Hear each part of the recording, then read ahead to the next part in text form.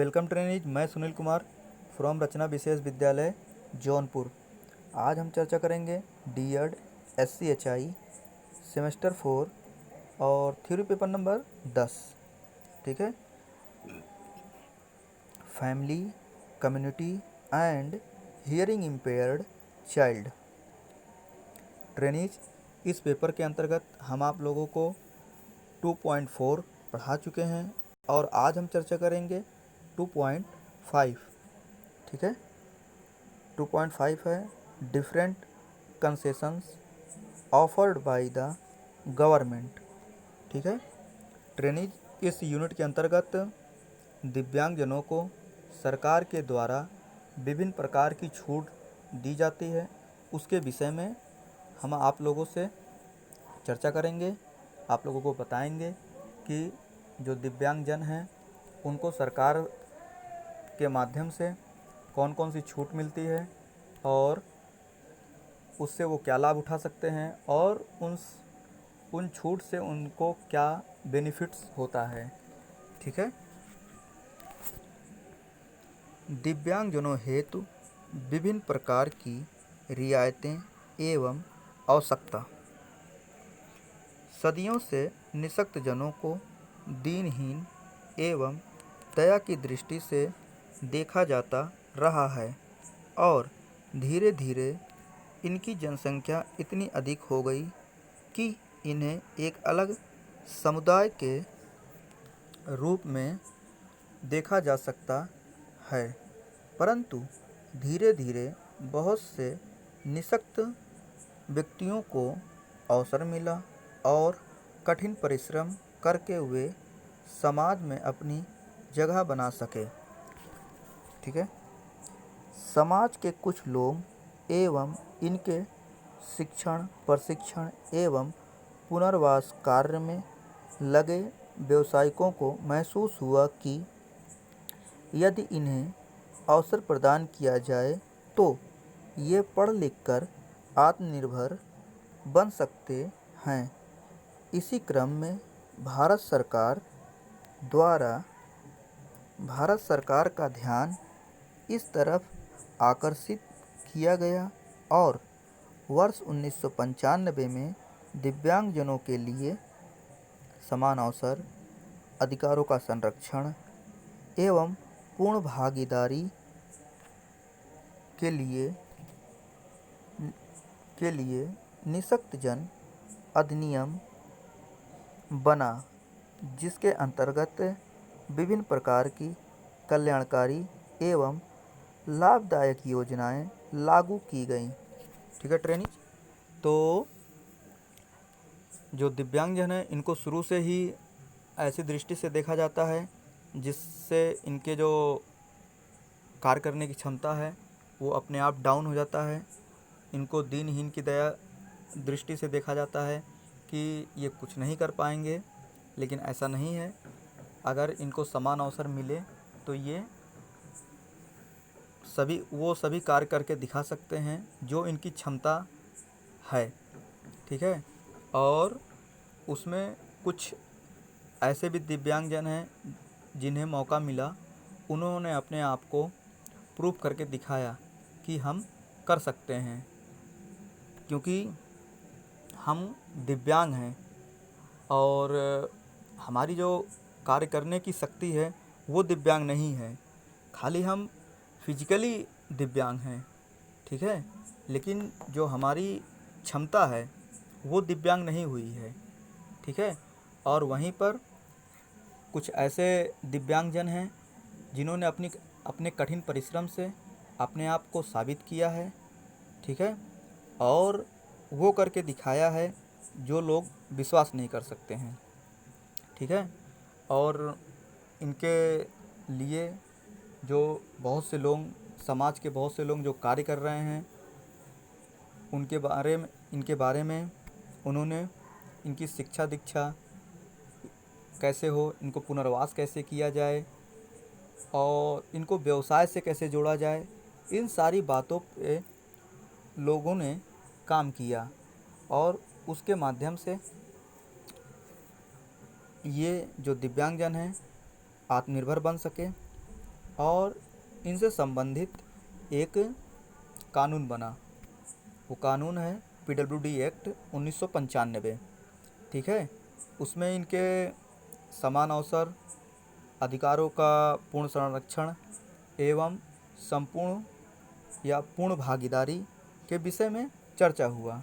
ठीक है, तो इन सारी कल्याणकारी योजनाओं को इसमें लागू किया गया जिससे इनको ज़्यादा से ज़्यादा बेनिफिट मिल सके।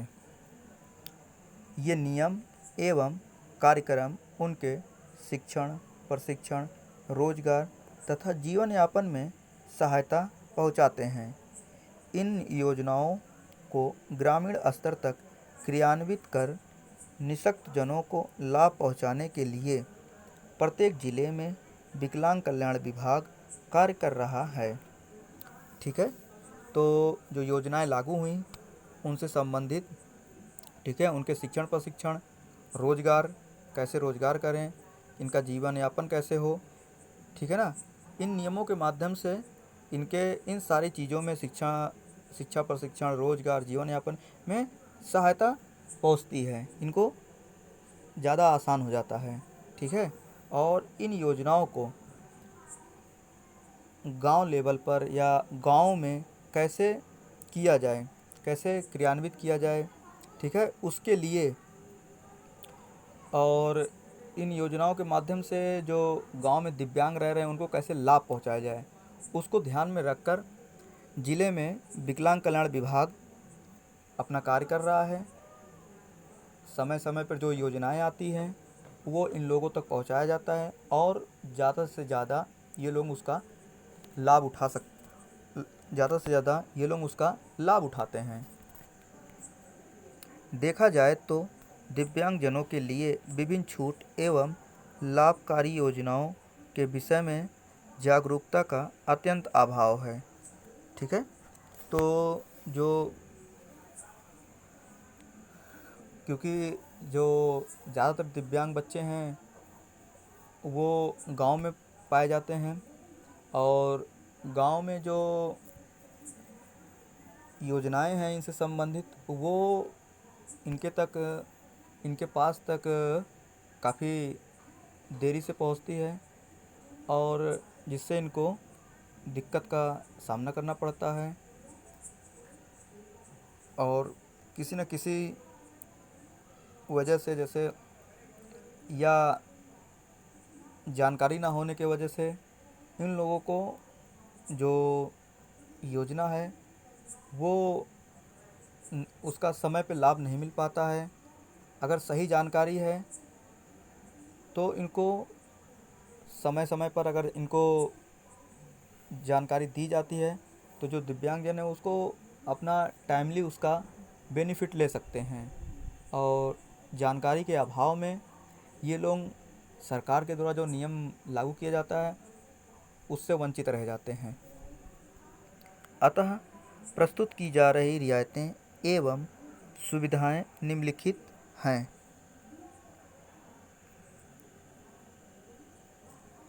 राज्य परिवहन निगम की बसों में निःशक्त व्यक्तियों को निःशुल्क यात्रा सुविधा। इस योजना के अंतर्गत निःशक्त व्यक्तियों को राज्य सड़क परिवहन की बसों में मुख्य चिकित्सा अधिकारी द्वारा प्रदत्त प्रमाण पत्र के आधार पर निःशुल्क यात्रा सुविधा उपलब्ध कराए जाने का प्रावधान है।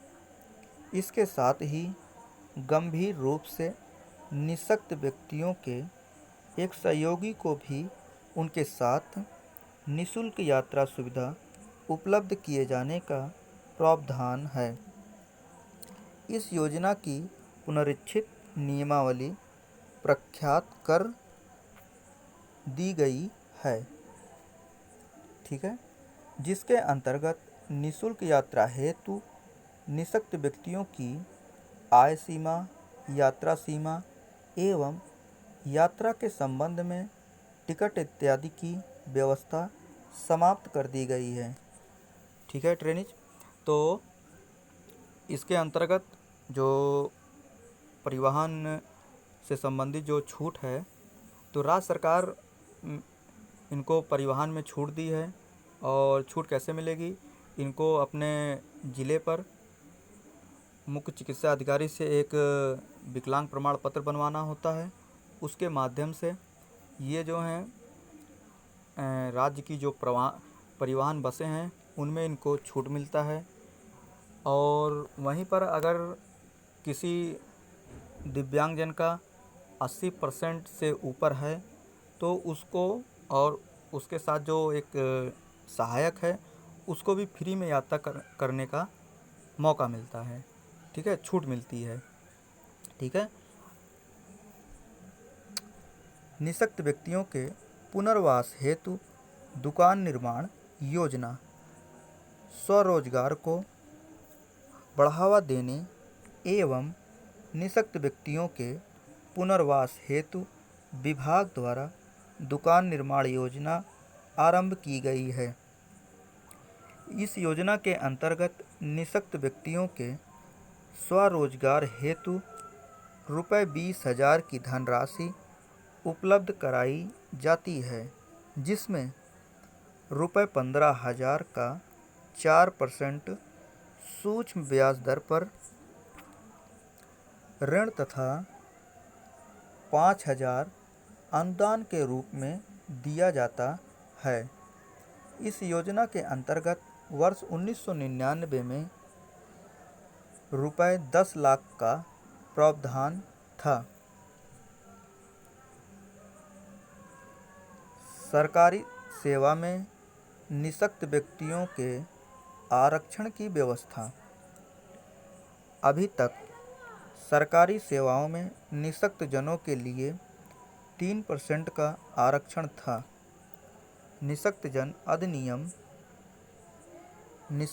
अधिनियम में इसे बढ़ाकर 4% कर दिया गया है। ठीक है। जो RPWD 1995 में जो बना था उसमें 3% की चर्चा थी। ठीक है ना, उसमें 3% दिव्यांगजनों को आरक्षण मिलता था। लेकिन जब से RPWD 2016 बना है तब से इसको 3% से बढ़ाकर 4% कर दिया गया है। ठीक है। आयु सीमा में छूट।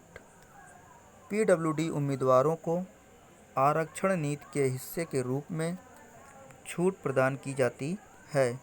इसके अंतर्गत सीधी भर्ती में ग्रुप C और ग्रुप D में सामान्य श्रेणी के लिए 10 वर्ष की आयु में छूट, OBC श्रेणी में 13 वर्ष और अनुसूचित जाति अनुसूचित जनजाति वर्ग के लिए 15 साल की छूट दी जाएगी।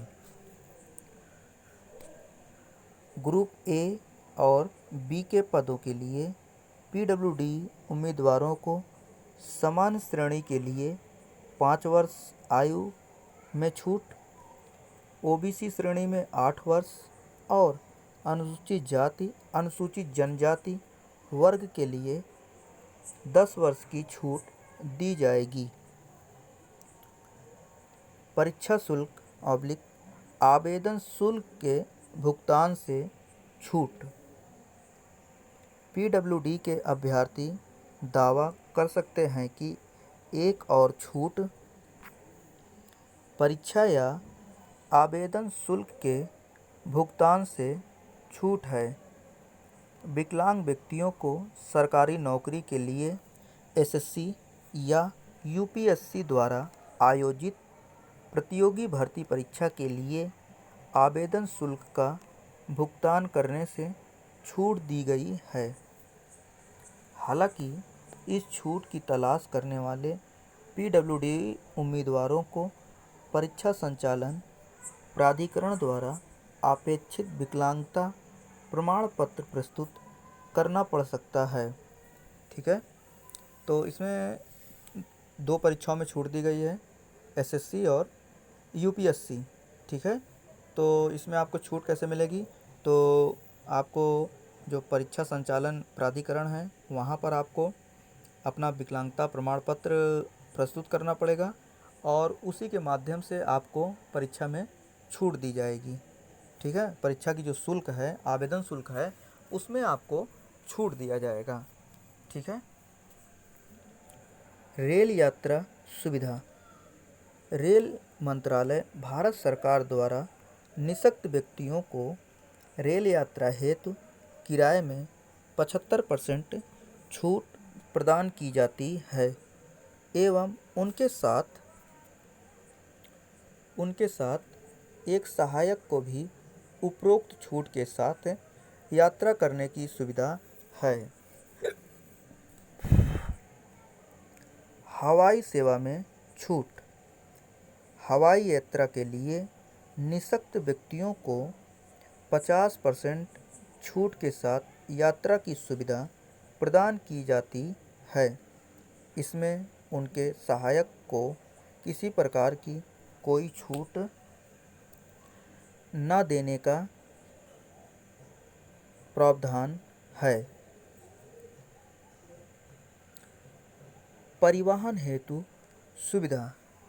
भारत सरकार द्वारा शारीरिक रूप से अक्षम व्यक्तियों के खुद के प्रयोग में लाई जाने वाली वाहनों को रोड टैक्स से पूरी तरह मुक्त कर दिया गया है। अतः इसके लिए दिव्यांगजनों को रोड टैक्स नहीं देना होगा। कस्टम ड्यूटी की सुविधा।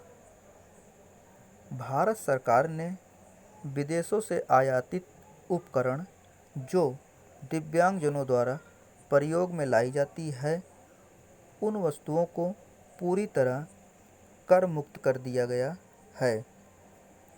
अतः निःशक्त व्यक्तियों के लिए कल्याणकारी संगठन एवं निःशक्त व्यक्ति ऐसे उपकरणों को विदेश से सरलता से मंगा सकते हैं और इसके उन्हें कस्टम ड्यूटी कर नहीं देना होगा। सामाजिक सुरक्षा पेंशन। गरीबी रेखा से नीचे जीवन यापन करने वाले 6 से 14 वर्ष आयु सीमा के निःशक्त नियमित छात्र छात्राओं को तथा 14 वर्ष एवं अधिक आयु के निःशक्त निराश्रित व्यक्ति जो अपनी जीविका अर्जित करने में असमर्थ हो तथा भरण पोषण के लिए कोई सहारा देने वाला न हो को सामाजिक सुरक्षा पेंशन नियमानुसार रुपये 150 प्रतिमाह पेंशन राशि प्रदान की जाती है। शारीरिक रूप से अक्षम व्यक्तियों को कृत्रिम अंग या श्रवण यंत्र क्रय करने हेतु अनुदान। ठीक है। इस योजना के अंतर्गत निःशक्त व्यक्तियों को तिपैया साइकिल, बैसाखी, जयपुरिया बूट, चश्मा तथा श्रवण सहायक यंत्र इत्यादि क्रय करने के लिए अनुदान प्रदान किया जाता है। ठीक है। आपको इसमें जो आपसे संबंधित उपकरण हैं, अगर शारीरिक रूप से अक्षम है तो उसको साइकिल, बैसाखी आदि की ज़रूरत पड़ती है। अगर हेयरिंग इम्पेयरमेंट बच्चा है तो उसको सहायक यंत्र की श्रवण सहायक यंत्र की आवश्यकता होती है। उसको क्रय करने के लिए सरकार आपको अनुदान देती है जिससे आप उसको क्रय कर सकें या खरीद सकें। इसमें अनुदान की अधिकतम सीमा रुपये 1000 प्रति लाभार्थी है। इस योजना से प्रति वर्ष लगभग 8000 व्यक्तियों को लाभान्वित किया जाता है, जिसके लिए प्रत्येक वित्तीय वर्ष में लगभग रुपये 49.52 लाख देने का प्रावधान किया गया है।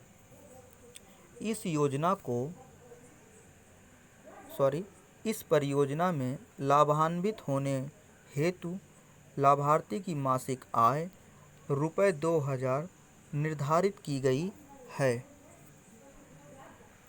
दिव्यांगता निवारण हेतु शल्य चिकित्सा अनुदान। शल्य चिकित्सा कराने हेतु अधिकतम ₹10,000 की प्रतिपूर्ति की व्यवस्था है, परंतु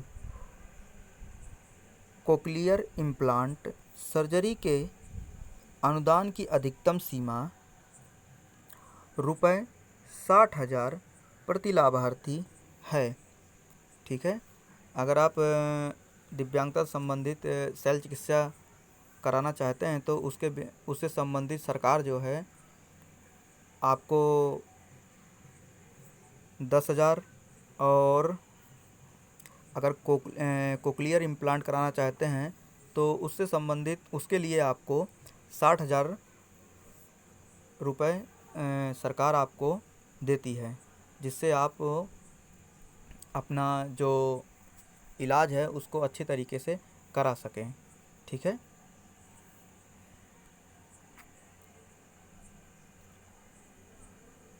निःशक्त छात्र छात्राओं तथा निःशक्त व्यक्तियों के बच्चों को छात्रवृत्ति। निःशक्त छात्रों तथा निःशक्त व्यक्तियों के बच्चे जो विद्यालय में पढ़ते हैं को प्रदान किए जाने वाले छात्रवृत्ति की दरें निम्नलिखित प्रकार से हैं। क्रम संख्या, छात्र छात्राएं, छात्रवृत्ति की दरें। नंबर 1, कक्षा 1 से 5 तक। ठीक है, आप लोग देख लीजिए कक्षा 1 से 5 तक के बच्चों को छात्रवृत्ति कितनी मिलती है। यहाँ पर कक्षा 1 से 5 तक के बच्चों को 25 रुपये पर मंथ मिलता है। कक्षा 6 से 8 तक के बच्चे जो हैं उनको 40 रुपये पर मंथ, और कक्षा 9 से 12 के जो बच्चे हैं उनको 85 रुपये पर मंथ दिया जाता है। जो बच्चे स्नातक हैं उन्हें ₹125 प्रति माह दिया जाता है, और जो बच्चे स्नातकोत्तर हैं, स्नातक से ऊपर हैं, उन्हें ₹170 प्रति माह दिया जाता है।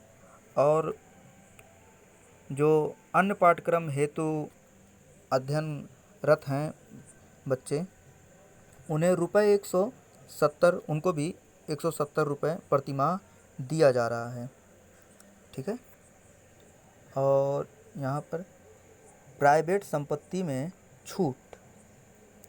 स्टाम्प एवं रजिस्ट्रेशन विभाग की तरफ से तैयार किए गए प्रस्ताव के मुताबिक अब विकलांगों को सरकारी संपत्तियों के साथ साथ किसी भी संपत्ति की खरीद पर स्टाम्प शुल्क में छूट मिलेगी। अभी तक दिव्यांगों को केवल सरकारी संपत्ति की खरीद पर ही स्टाम्प शुल्क में छूट मिलती थी। ठीक है, ट्रेनिज ये यहाँ पर समाप्त हुआ यूनिट, और इस यूनिट से रिलेटेड हम आप लोगों को 3 प्रश्न दे रहे हैं, जिसका उत्तर आप लोगों को ग्रुप में भेजना है, जिससे हम आप लोगों का मूल्यांकन कर सकें। यदि इस यूनिट में किसी प्रकार की आपको कोई समस्या हो रही है तो उसके बारे में भी आप ग्रुप में मैसेज कर सकते हैं। ठीक है, प्रश्न नंबर 1, सरकार द्वारा दी जाने वाली रियायतें क्या क्या हैं, चर्चा कीजिए। ठीक है, सरकार द्वारा दी जाने वाली छूट क्या क्या हैं उस पर आपको चर्चा करना है, उसके विषय में आपको हमें बताना है, उसका उत्तर लिख के ग्रुप में आपको भेजना है। ठीक है, सरकारी सेवा में दिव्यांगजनों के आरक्षण की क्या व्यवस्था है, चर्चा कीजिए। ठीक है, जो दिव्यांग बच्चे हैं उनको सरकारी सेवा में या सरकारी नौकरी में उनके लिए आरक्षण की क्या व्यवस्था की जाती है, कितने % छूट दिया जाता है, पहले कितना % दिया जाता था और वर्तमान में कितना % दिया जा रहा है, इन सारे विषयों पे आपको चर्चा करना है और बताना है। नंबर 3, रेल यात्रा सुविधा क्या है? ठीक है, इसको समझाइए। ठीक है ना, रेल यात्रा सुविधा क्या है? ठीक है ना, इसको आपको समझाना है। रेल यात्रा में दिव्यांगजनों के साथ एक सहायक जाता है, उसको कितना % छूट मिलता है, ये सारी चीज़ें आपको बताना है।